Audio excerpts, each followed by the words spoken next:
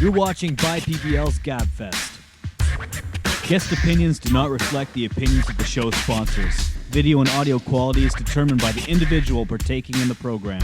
We apologize in advance for any enlightened views of the industry or hurt feelings. Hey, it's Thomas Taylor here from Sacramento Excessive. Got Damian Ryan and Jerry Devereaux from Chicago Legend. We are in Thailand at Pattaya Beach. It's beautiful. Too bad you're not here, huh? That sucks. Next time, maybe. We're just gonna wrap about the 2012 season.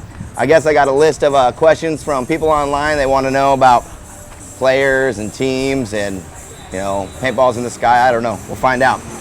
Let's hit this up. All right, first question we have is, what has been the biggest roster changes and shockers this season, in your guys' opinion, whoever wants to answer it, and you know, why are they shocking? I think there's been a lot of mixes going on this season. I think the biggest one would be the Russians. They lost 4 of their core players to different teams. J-Rab went back to Damage. Fedorov and the other guys went to Houston Heat, a new up-and-coming team. There's a lot of mixers going on, so it'll be an interesting season to say the least. Yeah, the biggest one will be the Russians. Everybody could say, you know, Shock doesn't have any players. We don't know who they got. They did lose pretty much the entire so we team. don't know who they got. But at the end of the day, they got 2 left. They got 2? They got 2 players left? Who they got left? Infamous has a stunner squad, I should say. Well, you took wait a minute. So the whole Infamous. Well, half a Shock went to Infamous. Two or three other Shock players went to Heat, right? Three Shock players went to Heat. Oh yeah, because Chad and Sam were already gone last year, right? Okay, so they quit. So who knows what Shock is right now? Yeah. No one knows what Shock is. But at the end of the day, it comes down to the Russians. The Russians is a dominating team, and now with Fedorov gone, with J-Rab gone, with Mishka gone, with Sergey gone, what are they going to do? And they got rid of Matt, right? Or Matt left. I don't know what the story is. So I don't want to start any rumors, but either he left or they got rid of him, or I don't know what the deal is. But so they lost at least like 6 guys. I don't think he cut his hair and they couldn't handle that anymore. That's 6 guys. So it's Kirill and it's Malloy. Kirill and Malloy. So who knows what's going to happen with the Russians, but something we're looking forward to. Definitely interesting season, and PSP's up for grabs this year, I think. New team's going to come out on top. Infamous. Damian Ryan would like to say that Infamous will be the shocker on top. Actually, that wouldn't be a shock. That's a good team. But yeah, I agree with you guys. I think the Russians is definitely the biggest change-up, because that's been such a solid squad for so long. They brought, J-Rab in 3 years ago, and they've just been building and building. The one thing they do have going for them is they have kids. They've been farming for years. So how many of those guys they have left, how many they plan on bringing on, we'll see. It's definitely different. They won't have as much coaching, so bringing on new kids is going to be harder, at the PSP Pro level. So, all right, question 2. We good with that one? What teams or teams do you think will surprise us this season, and why? I think there's a lot of possibility for teams to come up and show something this year. Granted, there's a couple teams that are always going to be good. Damage, Dynasty, of course, are always the big name teams are there. But I think PSP is open for a new team to come up and fucking snag some heads. I mean, Houston Heat has a lot of big names. They could surprise some people. Infamous, of course, could surprise some people this year. Shock has nothing to lose, so they could throw some stuff out there and maybe come out on top here and there. Yeah, I think the biggest shocker will be Infamous. Yeah? Yeah. Infamous, first of all, Infamous had great players before. And you want to grab the top guys from Shock to put. Infamous is probably going to be one of the biggest teams out there to look out for. But then again, Tampa Bay Damage did pick up J-Rab, so who knows? Yeah, Damage is already strong, and I think J-Rab's picking him up, right? It's going to make him stronger. So I don't know if that's going to be much of a surprise there. It would surprise me if they did bad. If that team did bad, that would surprise me. I would like to say that I think Excessive Us, we made a couple pickups with the Bornstein brothers, and we were pretty consistent last year. So, I think may surprise some people, but I think we should play in the top 4 most of the event. You know what? My apologies. I was actually referring more to PSP than anything. Okay. That because I didn't even think about NPPL. My apologies. Yeah, that NPPL. That's gonna be a shocker. Because you guys was always good. We came out of nowhere. We shocked some people. There's so much potential in 7-man, where PSP, a couple teams dominate. Yeah, well, the PSP, it's those teams with money, man. You got the most money. You're putting the most money in there. You're practicing more. You're shooting more paint, and you're getting those real young, athletic, top players. But you know, this question might not even be in here. I'm just going to throw this out there. With the NPPL this year being a new format, we got to play it the other weekend with 4 teams. It is more fast-paced. It's a different game. People are trying to blow things open. There's no coaching, right? So it's a whole different dynamic. Players that understand the game, the smart players, are going to make a huge difference. Where as you can now, kind of in the PSP, because there's one side with no coaching. I think there's going to be a lot of surprises in the NPPL this year. You're going to see the teams that have been consistent for years doing the really, really slow play. They might struggle a little bit here with the point turnaround. It's going to be different. It's a bigger field. You got 7 bodies. Things are going down. So, what do you guys think about that? Or just this going to be a statement? Yeah, no, that's what I'm saying. No. I wasn't talking about excessive. I'm talking about in general. What do you guys think about that? The new style. I think the new format is going to be exciting. It's going to be a big change in PPL. It's going to change some heads, turn some heads. I haven't played it yet, so personally I can't speak about it, but I'm looking forward to playing it. I'm really excited for Huntington Beach to come up. Yeah, I just found out about it right now. I'm sorry. Sorry again, guys. Well, I can tell you. I can tell you personally. I'm doing half the time. Like half the year, I don't know what I'm doing. Like until the season start, I don't know. Thanks for telling me. New layout. Should I come back? It's not a new layout. It's a new format. Oh, sorry. The bunkers are the same. Same bunkers? You run snake and hide. Oh. Okay. Perfect. See, I don't need to learn that. No. So if you don't know, it's a 15-minute match, just like any other race format. It's the first to 5 in the pro division, or it's if the time runs out. So you're seeing a lot more action. 7-man just become fast, and it's a lot of fun to play. Honestly, it's as fun as playing in the CXBL or the original X Ball, because things happen. You get to watch like a story progress. Bam, bam, bam, bam, going back and forth. So, anyways, off topic. We'll go on to a new question. What, in your opinion, are going to be some of the season's biggest rivalries, and why? Jerry, take this one away. Rivalries. What you got? PSP. This is just me saying. I don't know. I don't really know what's going on. Damage, Infamous. That's going to be a good rivalry. I think so. Yeah, that's going to be some good battles. Damage, Infamous. I don't know. I'm just saying. I'm just putting it out there. They're going to battle for the top. Yeah, I think that's going to be a big battle. So you're saying Russians and Dynasty? Man, Dynasty's always been good. Yeah. That team, you can't go to sleep on them. Yeah, for sure. But just my opinion, just what I've been hearing and what I've been seeing, that's what I'm going to say. All right, I like it. NPPL. I like it. NPPL. What do you got? What's the rivalry this year? That's a tough one. You can say Chicago Legend. It's cool. Legend. Yeah. Excessive. Legend and Excessive battling out for first every event. You heard it right here first. Bam, that just happened. Well, we have been beating you guys a lot, but that's another little shout out. Legend was the top key performing team last season, for the record, so everybody knows out there. Thank you, Thomas Taylor. I got my own mic. Oh wait, my mic's right here. What place did you guys get last year? Better than you. What place was it I then? think it was 3rd. Oh no, it dropped. Like it dropped 5th or 4. 6th. Okay, we were tied for whoever was in 5th and 6th. We were above you. That's all that matters. Yeah, So maybe you got 4th. Thank you. We dropped down the last Thank you, Keith, event. for all your sponsorship. Next question.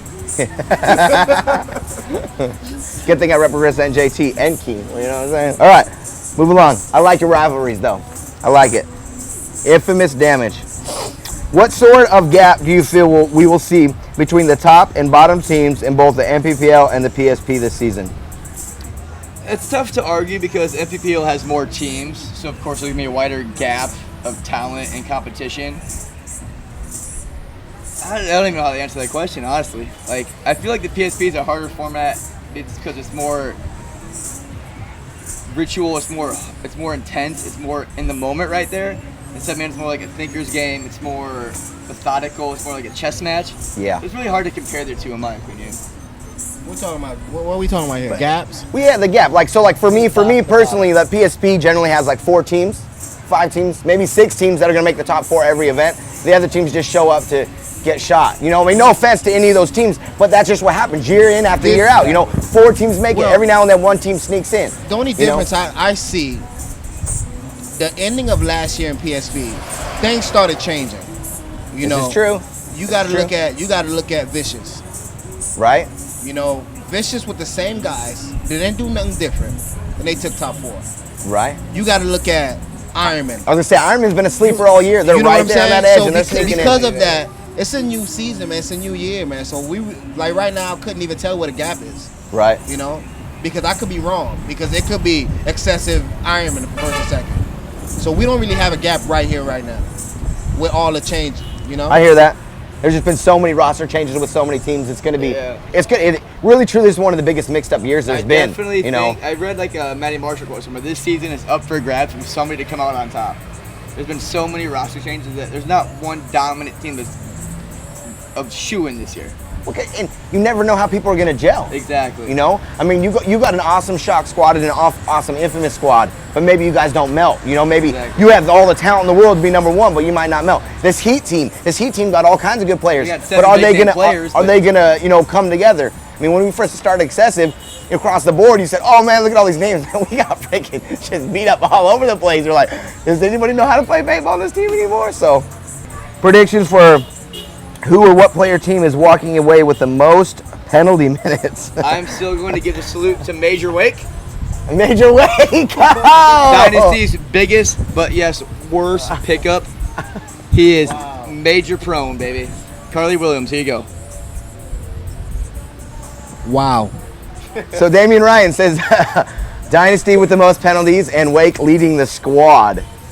That is, people get a lot of penalties. What am I going to say about that? Wow. Wow. We're going to go right on to the next one. That's all I had to say. Damian Ryan. Who in your opinion is the most motivated team so far in the season? Well, we can't really say the season because the season is here, but Hasn't going even through the begun off season, who do you mean I'm from the rumor going mill? to be biased on this, and the Midwest work ethic.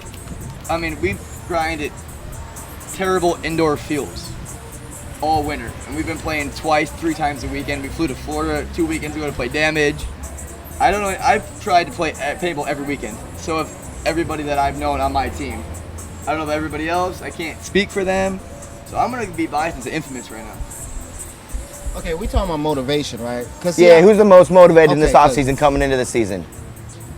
when it comes to motivation, I understand the Midwest because, first of all, if it goes below 65, I'm not coming out my house. So I'm not too sure what everybody else in the world does. I live in Miami, so I'm not too sure what's going on.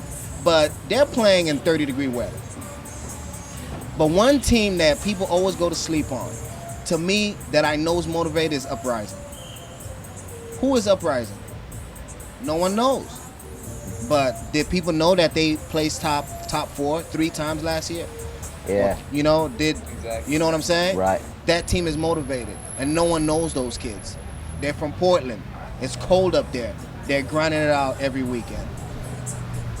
Yeah, they're definitely they definitely work hard. Yeah, for sure. You know, it's for me it's hard to say because I don't know what a lot of the teams do in the Exactly. offseason. You know, I could tell you guys like Rich haven't taken a single weekend off. He's been working with our new up and coming pickups every single weekend, the entire offseason. They've been grinding hard. So I'd say they work as hard as anybody else. But then you got a team like Explicit, which talk about mix-ups. They've got out of their 8 new players, players they on got second 8 new base, players. They kept 2 players and they added like 8, right? And they're all good players, but how are they going to mix? We talk about things like that. But what I can tell you is that Rob is making them work hard. He's getting out there. They got Neil Eberly. I watched him. They got beat up one practice. Neil had him out there doing drills after practice was over. So, there's a lot of motivated people. We'll just see how it comes together. All right. So next question. What are you guys' thoughts on rate of fire technology that Virtue is putting in the guns for all the NPPL teams? Personally, I liked what Virtue did with the chips. I think it kind of gives like a more professional, real aspect to it, with like stats and coming after the games instantly with like the new information out to the fans and stuff. What's your take, Jared? Yeah, I love it. A lot of there's in the past there's been a lot of guns that I thought was cheating. Well, I'm not gonna blame nobody. I'm not gonna point no fingers, but really thought Thomas Taylor was shooting too fast. But Like this? But for some reason, them guns used to go crazy. But I'm not gonna complain. But now I think everything's pretty much equal. fair level. You know, it's fair. If you think I'm shooting fast, oh, buddy. What's Exactly. everybody else doing? Exactly. Didn't shoot fast from the dead box. It's okay. We shot him off the brakes. Yo, have you seen the video of me shooting fast? It look like this. I still stroking my auto clocker. Oh yeah, get out. You should see little Jerry's impression of me. He's like, You gotta do it with force like Thomas. Like, I don't know how to shoot fast, but it is true, man. Like, I remember 2 years ago in Huntington Beach, and I won't say the two players' names, but somebody was shooting so fast as they dove back into the Dorito, their gun was still shooting up in the air, and I'm like, there's no way that gun's legally shooting anything. So I think this is awesome. You know, some people complained about the cost or whatever, but NPPL just ate that. They rolled it into the freaking the entry fees. So, you know, it's good. It's going to tell you what you're doing, and you know, for a team like us, they're going to be like, Thomas, can you stop shooting 3 balls a second? You know, I mean, come on, you have to shoot more than 50 balls a game. I'm like, dude, I shot 3 people. Don't hate on me. Or I was dead. That's why I didn't shoot. No, but you know, I mean, it's good for mid players, back players, find out who's shooting that much paint, and I really like the fact that I have a better chance of making my bunker, so someone's not zipping me with 20 balls a second off the break. You know, 15 balls a second is a little bit easier to run through. You're already getting fat and old, though. Hey, when you get to my age, man, you just keep eating. You know what I'm saying? I still outrun most anyone. I don't give a damn. All right, except for Jared. That's it. We racing on the beach after this. I've been training with my ladder at home. I got the moves, you know. I ain't got his kind of moves, you know, but I just wasn't born like that. Thoughts on the new Soup Air bunkers? Man, I got a lot of thoughts about this. New snake bunkers for 2012 in the PSP. What do we think about those? What do you think about the fields having to buy them? What do you think about the tournament series introducing them? What do you think? All right, this is the only way I can really answer this question. I saw the bunkers. I played the bunkers. Right now it sucks, only because I guess the layout, you can't really use it. You know, the snake is horrible. So I don't really know how it's gonna come out next event, or they got to use different bunkers to make it do what it do. But I don't really understand if the snake worked, why did we change it? That's just my opinion. Like, you know, the snake's always been a snake.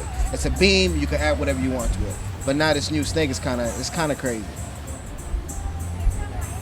I think originally looking at like the first bunker layout, I was completely against it. After playing it, it wasn't as bad as I expected, but it's still not the same. And I think paintball's been built for years around snake play. Like, it's the most dominant spot on the field, and then you go and just throw a wrench in the mixer and change it up. I'm against it, but we'll see how it plays out this season, I suppose. Yeah, you know, as a snake player, when I first started with Ironman and Excessive, they didn't really have good snakes. Remember, there's still a snake. One end had a tail, one end had a tongue. So, you know, if you got the tongue side of it, you might be a little better off because you could hide behind the head. If you got the tail, you didn't even go to it. So it really funneled all the action down one side. So I'm going to be curious to see, you know, depending on how they set it up, if it's even going to be playable. You know, if you can't come over the top, if you can't come out the side, you know, why would you add that? Why would you add that back into a field? Like, we want action on the spectator side, right? So exactly. I'm just hoping it doesn't slow down the action. So you haven't really gotten a chance to play it yet? No, I haven't been able to play the beam. I've just talked to a lot of people. So you're ready for Texas with R&T then? Yes. Perfect. I'm gonna hide in the bunker before it. It's called the God. Yeah, but I know, Jerry. When he comes to get me, you shoot him because I'm gonna be hiding. So this is typical R&T. This is typical R&T, guys. R&T never played a layout. They don't know what airball bunkers is. This is the story I've been hearing for years. They only won when I was on the team. Next question. Oh, we're about to turn that around, huh, Jerry? Wow. Huh, Jerry? So it's like that. For real, Damien? For real? Like that? Love you. That is actually our last question. But a little bit more about the bunkers. The big thing I've heard, like, you know, from a lot of people is from field standpoint, you know. So maybe, you know, after you watch this, if you're a field, maybe you could, you know, say what you think about it, having to buy the new bunkers in this economy. It seems like a lot of people are like, why do I need to spend $1,100 on a new addition to my field when my field's, you know, maybe struggling to stay alive or just paying its bills? Because we know that tournament ball on fields doesn't really pay the bills. It's the recreation side. Now you have to have the tournament ball because that's where we want everybody to strive to be. You know, we want every person that picks up a gun and goes plays in the woods or plays in a hyperball, plays in whatever kind of palette thing to eventually work into play what we love, which is tournament paintball. But when it comes right down to it, you know, is this something we need to do every single year for the fields? You know, I think that as a sport as a whole, we got to kind of think about that. You know, I mean, we want the sport to grow. We want fields to grow. We want stores to do better. We want to promote people doing those things and help them out. So. But do you feel that Sup Air needs to make more money? No, I don't want Stuff Air to go anywhere either. So I mean, it has to be a happy medium. You know, maybe add one bunker a year. You know, like what can fields afford? You know, $1,100 kit. You know, from what people have posted on PB Nation and Pro Paintball, different places where I've looked. You know, people are kind of in an uproar about it. So, anyways, we're here. We're in Thailand. You're watching Gab-fest. We're gonna go back to the beach and have an awesome time. So wherever you're at, I hope you're having a good time. God bless.